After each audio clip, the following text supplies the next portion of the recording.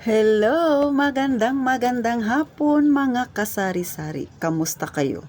Kamusta ang inyong tindahan, ang inyong benta ngayong araw na ito? Si Ate Tintin medyo malungkot na medyo masaya. Ay naku, ganito talagang buhay natin mga kasaring mga may tindahan. So kita nyo, 'di ba, tahimik. Ang maririnig nyo lang yung ingay ng aming mga kapitbahay, mga sasakyang dumadaan-daan, pero maliban diyan, walang nabili. O 'di ba, mga kasari. So si Ate Tintin, kahit na maingay ang kapitbahay, magre-record pa rin ang aking iba-vlog mga kasari. So ngayon, kahapon ay may nagtanong sa akin doon sa nai-vlog ko, kasi sabi ko nga mag-iipon ako ng ako ay mag-aalkansya para makabili ako ng bracelet. So naging interesado si Sir Mark Kalimag, sabi niya, Ate Tin, ano bang klase ng alahas or ginto ang maganda? So Mark, ipauna ko lang sa iyo ha. Hindi ako expert, magaling magtingin-tingin ng mga ginto na yan. Pero syempre, ang isi-share ko sa iyo yung aking experience. So dito sa amin sa Puerto Princesa City, Palawan, o di ba buong buo yung address. Dito, sumibol ang Palawan Pawn Shop. So sa Palawan Pawn Shop, ako bumibili ng aking alahas na napupusuan. Para sa akin na mainam yung 18K pataas. Kasi yung 14K, okay naman siya. Pero kung mag-iipon ka lang din ng alahas, make sure mas maganda yung 18K pataas, o di ba? Kasi mas mataas yung K, mas mabigat, mas mahal. O ganun. Pero syempre ang pinakamainam yung 24K kasi pure gold talaga yun, Mark. Pero hindi kaya ni Ate Tintin mo yun. Napakamahal, pang mayaman ang presyo. Hindi ko alam kung magkano ang per gram ng 24K mga kasari. Pero dito sa amin kasi kadalasan ang naisasanla sa pawn shop ay 18, 20, 22. Birang-bihira ka makita ng 24. Siguro may 24 din, pero kadalasan yun is sold out na, tsaka medyo may kaya talagang nakakabili nun. Ang Ate Tintin mo, pang masa ang buhay, so hindi afford. Kaya hanggang 18K to 22K lang yung kaya kong bilhin. Sana Mark ay nasagot kita. Mainam din naman ang 18K Mark, kasi nga dito sa amin sa pawn shop, kahit dyan sa inyo, dalawang kamay yan natatanggapin ng Palawan Pawn Shop o kahit anong pawn shop na meron kayo dyan. Kasi dati sa amin 18K pataas yung tinatanggap, pero ngayon parang tumatanggap na yata din sila ng 14K. Pero ako nakasanayan ko na 18K yung aking binipili. So ganon. Depende na yan sa'yo kung ano yung iyong gusto na K. Pero kung sa mall ka bibili, ako mas gusto ko, ipapayo ko sa iyo, mas maganda doon ka sa legit na pawn shop bumili. Hindi ako naniniwala doon sa na ang alahas ay may second hand, kasi ako bumibili rin ako sa pawn shop, pero pag sinanla mo yan, kahit na sa mall mo pa yan binili, hindi yan tatanungin sa iyo kung second hand.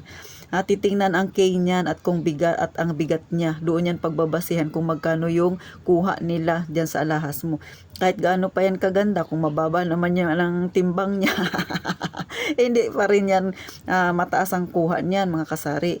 Sa mall kasi pinagbabasihan nila yung itsura. Bagamat sa pawn shop ay pinagbabasihan din yung itsura, kailangan maganda, tsaka mataas yung K, at tsaka higit sa lahat dapat mabigat. O di ba? Pero syempre practical sa titintin ninyo. Kaya tinitingnan ko rin, kasi ako yung panlasa ko yung simpleng alahas lang. Hindi ako mahilig mag-ipon ng magarbo, lalo na yung talagang sobrang laki. Hindi ko na yun kaya. Napakamahal na noon, Mark. So ganon.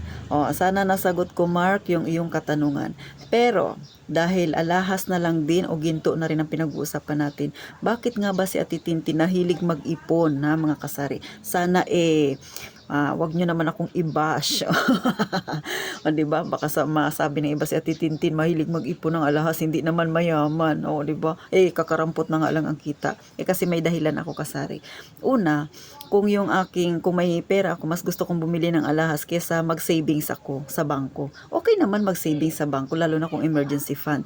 Pero sa akin, mas binibili ko siya ng gold. Pero meron din naman akong pera sa bangko, kaya lang hindi siya ganun kalaki kumpara sa alahas na nabili ko. Kasi ang alahas, tumataas ang value. Pero yung pera mo, sabihin na natin na 10,000 yung pera mo na nilagay mo sa yung bangko, hindi yan kikita ng 10,000. Ang ginto, kung 10,000 mo yan binili, pero pag isinanla mo sa pawn shop, sabihin natin na 8,000 lang ang sanla niya. Sasabihin mo, ay lugi ka pala, Titin, kasi 8,000 lang, 10,000 yung bili mo. Abay, hindi.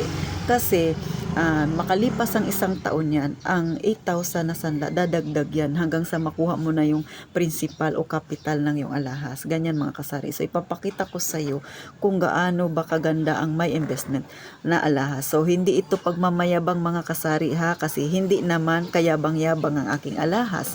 Hindi rin ito pagpapainggit kasi hindi kainggit-inggit ang aking itsura ng alahas. Pinagpapauna ko na lang yan mga kasari. Syempre gusto ko lang makakuha kayo ng kaunting idea bakit si Ate Tintin mahilig mag-ipon ng alahas.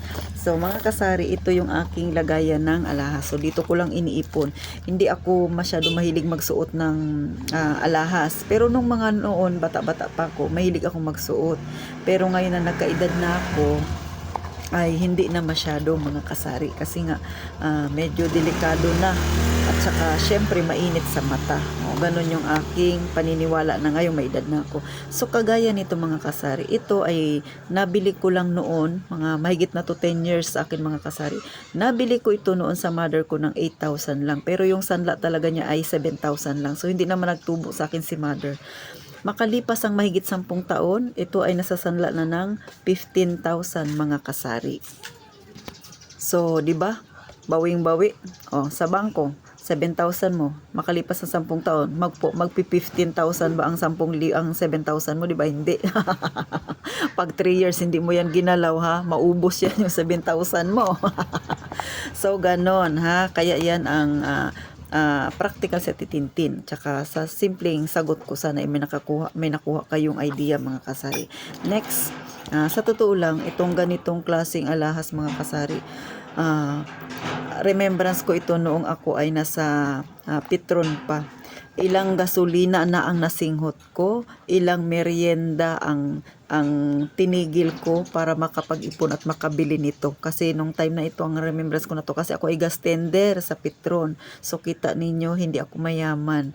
Pero nag-iipon ako kasi alam ko pagdating ng taon na investment ito, 'di ba? So ngayon magkano na ito? 15K pag sinanla siya mga kasari. Na ang puhunan ko ay 8,000 lang. So next, ito yung aking pinakamalaking alahas. Ulit, hindi ko ito pinang-iinggit ha? Hindi naman siya kainggit-inggit. Sinishare ko lang sa inyo kung gaano kaganda kapag kayo ay may ipon na ganito. Pero syempre itago ninyo kasi mainit sa mata ng ibang tao yan. So ito mga kasari, nasa 46,000 yung aking, kung bibilhin mo siya ng cash. Sa pawn shop ko rin ito binili. Pero dahil nung pumunta ako ng pawn shop, may discount siya na 15%. So parang nasa 39K na lang yung aking binayaran.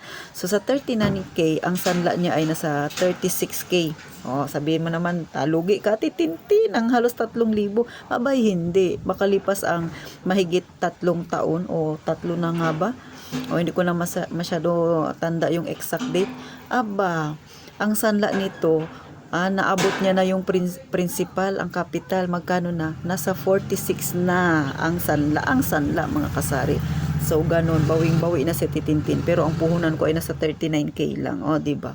Yun ang sinasabi ko sa inyo mga kasari, na bumili ka ng gamit na tumataas ang value, hindi yung bumababa kasi malugi ka doon, di ba? So, hindi ako bumibili ng alahas para iyabang kasi hindi nga kayabang-yabang. Bumibili ako nito kasi alam ko para sa akin to, tsaka magandang investment. Alam niyo mga kasari, ito ay remembrance ko nung ako'y nasa mining pa, nung ako'y gwardya. Aba, ilang puyat din ang ginawa ko, ilang kape ang ininom ko para hindi ako makatulog sa panggabi na nagjo-duty ako. Ilang alikabok ang nasinghot ko para magkaroon ako nito. Di ba mga kasari? Sinishare ko sa inyo kung anong pinagdaanan ng alahas na ito bago ako nakabili. Ganon mga kasari. Kaya ang atitintin ninyo ay nagsisipag talaga. Sa bawat trabaho na napapasukan ko, mayroon talaga akong remembrance mga kasari. Katulad nitong aking tindahan, remembrance ko rin ito sa mining ha. Ilang kape rin ang naubos ko nito. So ganon mga kasari. Pero syempre proud ako kasi sabi ko nga, syempre may mga goal tayo. Isang hakbang lang pasulok kahit paunti-unti. So, eto marami pa akong mga hikaw. Hikaw talaga yung madalas na naiipon ko mga kasari. So, ang hikaw ko ay 6. So, 4 lang ito plus ito. Tapos meron akong isa na nasa pawn shop. Pero medyo mababa lang yun kasi nga kailangan ko lang may gamitan lang ako ng pera. Kaya isinanla ko siya.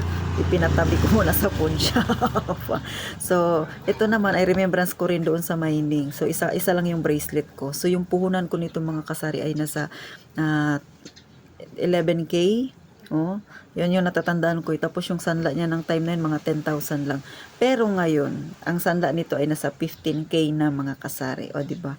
So, ganon kahalaga kapag, ganon din kaganda kapag ikaw ay may ginto. Talagang bonggang-bongga mga kasari. Pero ako, tinatago ko lang siya. Bihira ko siyang suotin. Kasi sinusuot ko siya pero bihirang-bihira kasi nakakatakot. O, diba? Pero sa bangko, meron ako konti lang. Pero madalas kasi mas mahilig ako mag-invest sa mga alahas mga kasari. Tapos pag kailangan ko ng pera, nagsasanla lang ako kasi nasa 3% lang kaysa manghiram ako sa iba sa ibang tao ng pera, diba? So magsanla ka na lang. So paano? Sir Mark Kalimag, no?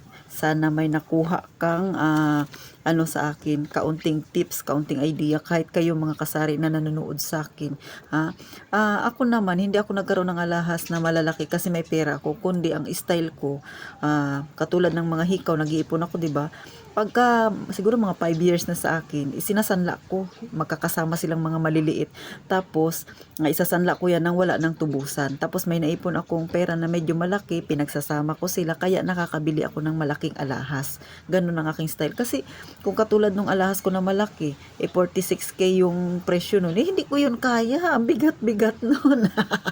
Kaya ang ginagawa ko, bumibili ako ng maliliit. Iniipon ko lang sila. Diba? Tumutubo yung pera ko. Makalipas ang ilang taon, tumubo na siya, isasanla ko siya o ibebenta ko siya ng mas mataas. Syempre, ang presyo, tumubo na ako, tapos ibibili ko siya ulit ng mas malaking alahas. So, ganon ang style ni Ate Tintin ninyo. So, paano mga kasari? Sana kahit papano natuwa naman kayo sa akin, no, 'di ba?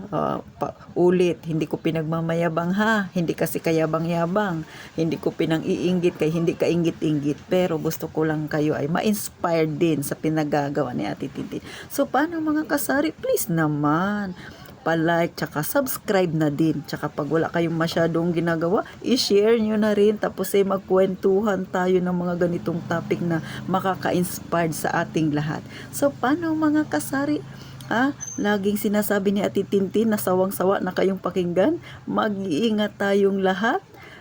Palagi, mga kasari.